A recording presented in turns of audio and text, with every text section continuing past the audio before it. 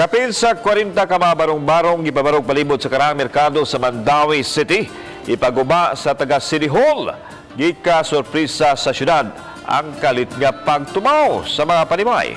Ang report ni Nico Serino. Daw uhong nga nanubog kalit.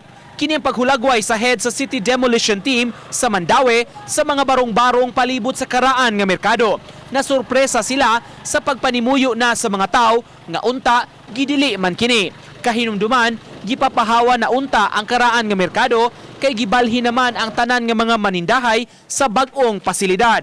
Magtakop-takop gini sa mo na itapop yun kay sige pagbalik upa diri mo dito pa halon ni uhong ni turo pa sa Tustikas lugar mo nang di na mo magpanan ba.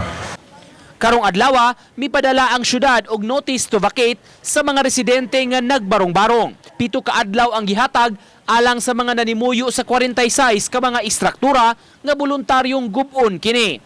Ang mga taong apektado nabalaka sa ilang kapaingnan kung mahinayon ang demolisyon. Di madya sa paingon kay kibang abang. Mag-abang mi, mahal ng abang ko 1 month deposit, 1 month advance. Uban ni Clans Gabutin, Nico Sereno, Balitang Bisdak.